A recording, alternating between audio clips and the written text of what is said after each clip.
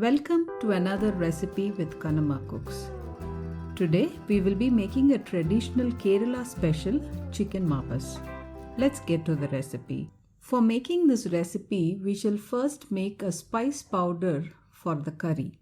Add in a couple of pieces of cardamom. No need to roast the spices before grinding as we will fry them in oil later. Add in some cloves, a small piece of cinnamon, half of a star anise, half a teaspoon of fennel seeds, a teaspoon of black pepper powder, a teaspoon of turmeric powder, coriander powder. Grind all these to a fine powder. We add the powders along with the whole spices so it grinds evenly to a fine texture. See here, everything is ground to a very fine powder. Set aside. I have used a clay pot for making the recipe today. Heat coconut oil in a pan. Let the oil become hot. When the oil is hot, add in the onions.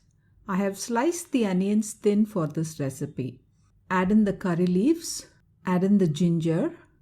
Ginger has been cut into thin strips, also called julienne. Add in the chopped garlic, the green chillies, and the salt. Adjust the number of green chillies according to your taste. There is no red chilli powder in this recipe, so green chillies are what is used to spice up the curry. Saute till the onions are light brown in color. It will take anywhere between 5 to 6 minutes. Keep sauteing so it browns evenly. Once the onions are slightly brown, add in the prepared spice powder to the pan. Add all of the prepared spice powder. Saute the spice powder so the hot oil nicely coats them and it becomes very aromatic. Saute for a few seconds. Add in the chicken at this stage.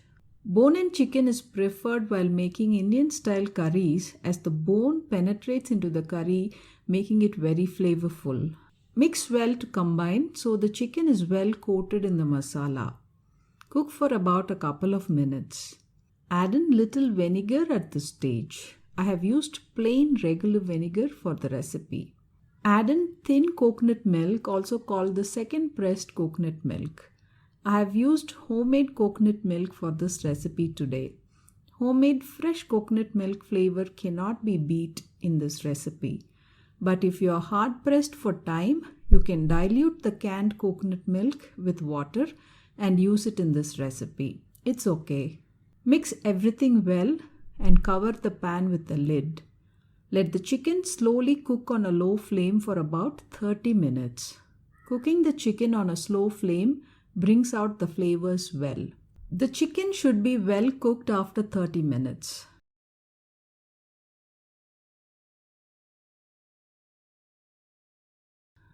Add in the first pressed thick coconut milk and let the curry simmer for a couple of minutes. Do not cook for long after adding the thick coconut milk. Just a simmer will do. While the curry is simmering, we will make a tempering. Heat ghee or coconut oil in a small tempering kadai. Add in the sliced Indian shallots and the curry leaves. Saute for a couple of minutes till the shallots are golden brown. The shallots and the curry leaves will become very crispy. Add this tempering to the curry and mix well.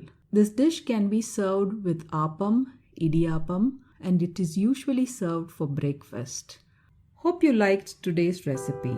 If you did, please show us some love by hitting that subscribe button. Thank you so much, and until next time, happy cooking.